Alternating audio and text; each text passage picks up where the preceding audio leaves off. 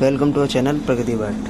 Background में अगर क्या कहते हैं आवाज़ आए तो मुझे माफ़ करना, क्योंकि थोड़ा नियर में काम चल रहा है, ठीक है, कुछ कंस्ट्रक्शन वगैरह का। और बट मेरे पास अभी स्टार्टिंग है यूट्यूब की, तो मेरे पास माइक्रोफोन वगैरह कुछ भी नहीं है। तो स्टार्ट करते हैं बस डायरेक्ट, बिना किसी इसके उलझन के। फिर समझते हैं कि हमारा टॉपिक क्या है। थर्ड पार्ट है हमारा एसईओ का, जिसमें हम सीखने वाले सर्च इंजन काम कैसे करता है, सर्च इंजन एक्चुअल में होता क्या है, ठीक है। बिना भटके एक एक टॉपिक को बहुत ईजिली वे में कवर करेंगे। देखो आए हैं ना चैनल में, तो आपका टाइम वेस्ट नहीं करेंगे, एक एक चीज़ को भाई निचोड़ लेंगे, एक एक मिनट एक एक सेकंड को आपको भाई बस निचोड़ लेंगे। नेक्स्ट पेज में चलते हैं।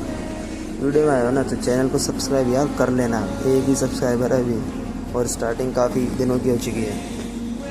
तो चलते हैं ना भाई नेक्स्ट पेज पे चलते हैं बिना किसी देर के, ठीक है। स्टार्ट करते हैं बहुत ज़्यादा प्रैक्टिकल के साथ।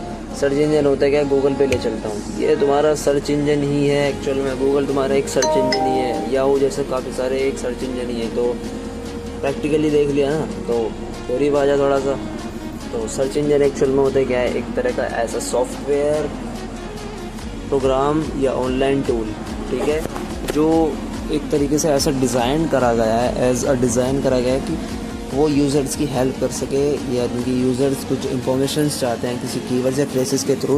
जब वो कीवर्ड्स को पुट करते हैं सर्च इंजन पे, तो वो कुछ इंफॉर्मेशंस की एक्सपेक्टेशंस रखते हैं। तो जो वेबसाइट्स उन्हें शो होती हैं वो सारी इंफॉर्मेशंस के लिए होती हैं, world wide web in total, पूरे वर्ल्ड वाइड वेब में, ठीक है। वर्ल्ड वाइड वेबसाइट्स जो होती हैं वो सारी चीज़ें ये एक्ट करता है एक तरह से किसकी तरह, मैसिव डिजिटल इंडेक्स की तरह, जो स्कैन करता है बिलियंस ऑफ वेबसाइट्स को एक सिंगल टाइम के अंदर, ठीक है, और रैंकिंग देना, ठीक है।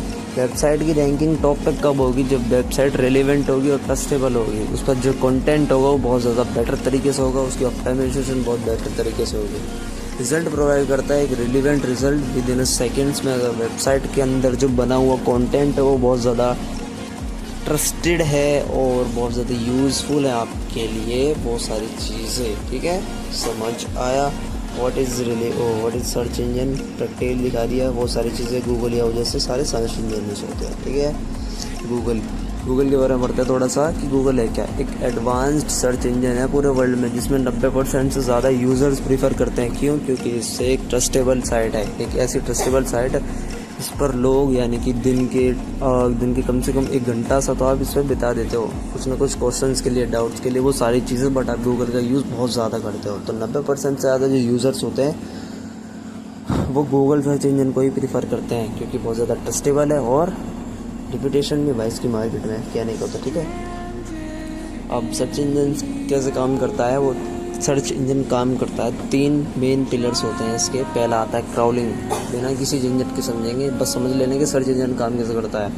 क्राउलिंग क्या होती है, एक ऑटोमेटेड बॉट होता है जिसे हम क्रोलर्स भी कहते हैं, स्पाइडर भी कहते हैं। सौर इंटरनेट, पूरे इंटरनेट पर घूमना और ये देखना कि आज मतलब किसने नया अपडेट कंटेंट डाला है, वेबसाइट किसकी नई बनी है, वेबसाइट बिल्ड किसने करी है, ठीक है, लॉगिन किसने करा था, होस्टिंग वगैरह, ये सारी चीज़ें। ये क्या करता है, पेज टू पेज जंप करता है, हाइपर लिंक्स के थ्रू कनेक्ट करता है एक दूसरे को, ठीक है।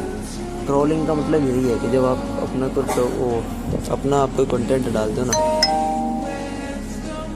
तो कंटेंट को शो करने के लिए आपको उसकी ज़रूरत, क्रोलिंग की ज़रूरत होती है आपको देखने के लिए, ताकि ऑडियंस आपकी कंटेंट को देख पाए। इंडेक्सिंग क्या होती है, ऐसा सर्च इंजन है जिसमें क्रॉल जो होते हैं वो वेब कंटेंट को सर्च करते हैं, इंडेक्स करते हैं, यानी कि आपकी जो टेक्स्ट इमेज है वो ऑल्ट के रूप में होती है, कोड के रूप में होती है, वो आपकी इंडेक्सिंग करता है। आपका पेज कब यूज़र तक पहुंचाना है, जब यूज़र आपकी वेबसाइट पर आएगा तो क्रॉलर्स क्या करते हैं, बॉट क्या करते हैं, वो आपकी वेबसाइट से कंटेंट को लेते हैं और यूज़र की डिस्प्ले पर शो करते हैं, ठीक है।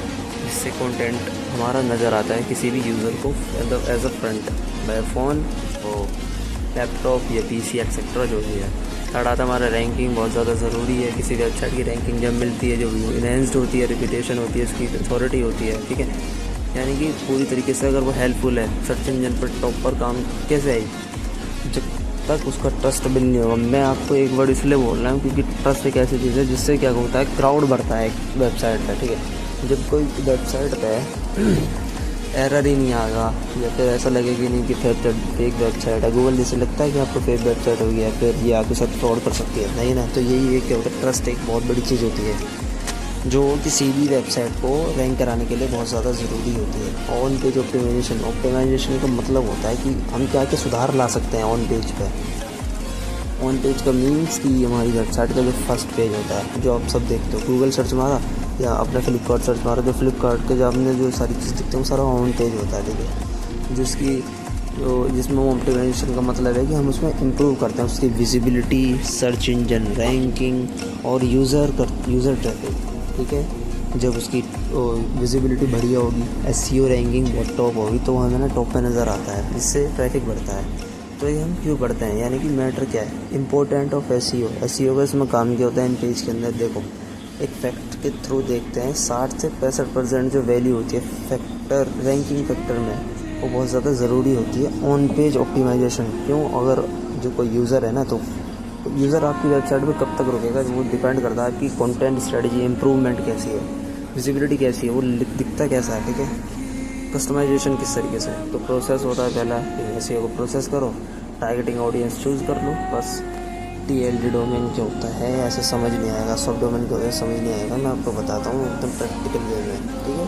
टीएलडी डोमेन एक्चुअल में होता क्या है, ठीक है। प्रैक्टिकल चलते हैं, पहले एक लाइन पढ़ लेते हैं, बस उसके बाद प्रैक्टिकल मैं आपको समझाता हूँ कि एक्चुअल में होता क्या है। तो टीएलडी एक best the last section of website, यानी कि आपने अगर google.com जब .com देखते हैं या .com समझते हो, तो वो आपका टीएलडी डोमेन होता है, टॉप लेवल .com। इसका मीन्स ये है, ठीक है। अगर आपको नहीं समझ आया ना, तो मैं आपको गूगल के थ्रू समझाता हूँ। ये एक फाइनल डॉट के बाद का जितना भी वो लिखा होता है, .in, .com, .edu, ये एजुकेशन से रिलेटेड होता है, .in ये इंडिया के लिए होता है, ये सारी चीज़ें है ना। तो प्रैक्टिकली बताता हूँ, गूगल पर आओ, ठीक है। और देखो, गूगल पर आके सर्च मारो, कोई भी हो, जैसे हमने एमएक्स प्लेयर को पीछे सर्च करा है, तो जब आप एक सर्च करते हो तो आपको ऊपर फ्रंट पे, ऊपर टॉप राइट लेफ्ट पे जाते हो ना, तो वहाँ दिखता है आपको .com लिखा, तो आपका टीएलडी वो होता है, डोमेन होता है, ठीक है। तो डोमेन ये किस तरीके से वर्क करता है, ये क्या है, वो सारी चीज़ें मैं आपको बताता हूँ। बिल्कुल, जिसे आइडेंटिफाई करना किसी पर्पज़ के लिए, यानी कि इंस्टेंटली अगर देखो, tells users and search engines, यानी कि एक्चुअल में आइडेंटिफाई करना पर्पज़, उसका वेबसाइट का पर्पज़ क्या है, टीएलडी डोमेन का पर्पज़ क्या है, वो दिखाना क्या चाहता है, वो किसके बारे में बताना चाहता है। ये लोकेशन शो करता है, जैसे कि हम इंडिकेट कर पाते हैं किसी कंट्री या रीजन से कि वेबसाइट किस लिए बनाई गई है। .edu यानी कि एजुकेशन से रिलेटेड है, .com है यानी कि वर्ल्ड वाइड है, .in है यानी कि .india यानी कि इंडिया से रिलेटेड है।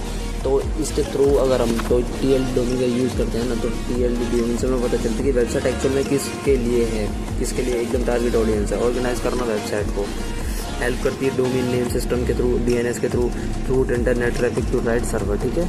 राइट कस्टमर ले पाना या राइट यूज़र को ले पाना अपनी खुद की वेबसाइट पर। .com कॉमर्शियल काम के लिए बिजनेसमैन यूज़ करते हैं, .organizations वगैरह, .org, .in यानी कि इंडिया के लिए होती है, .edu एजुकेशनल इंस्टीट्यूशन है ना, इससे रिलेटेड होती है।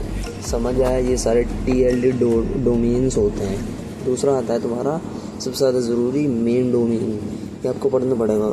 देखो, गूगल पे कुछ भी सर्च मारा, जब .com से स्टार्टिंग, डॉट से पहले जो जितनी भी चीज़ें लिखी होंगी वो आपकी मेन डोमेन होती है, जो नेम लिखा होता है किसी भी, जैसे एमएक्स प्लेयर लिखा है, .in से पहले एमएक्स प्लेयर लिखा है ऊपर, तो आपका मेन डोमेन है। जैसे गूगल, अमेज़ोन, नेटफ्लिक्स, ये आपके मेन डोमेन होते हैं। तो सब में डोमेन क्या होता है, देखो ऑनलाइन, और ये जैसे आपकी सारी वेबसाइट्स होती हैं, देखो सीधी बात है, मैं जैसे गूगल के काफ़ी सारे प्लेटफॉर्म होते हैं, बट गूगल सबको चलाता है, जैसे गूगल मैप, गूगल जीमेल, ये सारी चीज़ें, ये सब डोमेन होते हैं, चलाते गूगल का है, बट इनके वर्क अलग अलग हैं। गूगल से रिलेटेड, गूगल से गूगल मैप का कोई डिपो नहीं होता, क्या कहते हैं, रिलेशन नहीं होता, बट ये अलग अलग चीज़ें हैं, बस चला गूगल ही रहा, तो ये सब डोमेन होता है गूगल का। गूगल एक डोमेन है, गूगल के सब डोमेन्स हैं, गूगल मैप, क्रोम, ये सारी चीज़ें, ठीक है। ये कम्प्लीटली सेपरेट होते हैं, सबसे है ना, बिल्कुल एक अपना अलग अलग डिपार्टमेंट होता है। जैसे एक घर है, घर के अंदर काफ़ी सारे कमरे होते हैं, तो गूगल क्या एक घर की तरह होता है, और कमरे होते हैं छोटे छोटे, क्रोम, मैप, ये सारी चीज़ें, ठीक है। google.com एक ईमेल के लिए अलग होता है, क्लाउड स्टोरेज के लिए अलग होता है, नेविगेशन के लिए अलग होता है, ये सारी चीज़ें होती हैं जो आपको समझनी ज़रूरी है, क्योंकि मेन डोमेन में आपको समझ आ गया। सब डोमेन समझना इसलिए ज़रूरी है क्योंकि गूगल अपने कभी नोटिस नहीं करा कि गूगल ये चीज़ है कि जो गूगल मैप भी है, Google cloud. At the end video को यहीं ख़त्म करते हैं। नेक्स्ट पार्ट में और ज़्यादा इन्फॉर्मेशन के साथ आएंगे। सब्सक्राइब करना प्रगति बाइट को, बताइए आपको चैनल को सब्सक्राइब करना होता है। बाय द वे आपको मैं ऑल ओवर इंडिया के जितने भी डिजिटल मार्केटिंग की एजेंसीज़ हैं वो कल आपको समझाता हूँ। ये आपको समझना बहुत ज़्यादा ज़रूरी है, ठीक है। तो मिलते हैं नेक्स्ट वीडियो के अंदर। चैनल को सब्सक्राइब कर लेना भाई, एक बार तो सब्सक्राइब करो, मैं आपको जस्ट रिप्लाई दूंगा, आपको एक कमेंट करने की ज़रूरत है सिर्फ, ठीक है। तो मिलते हैं।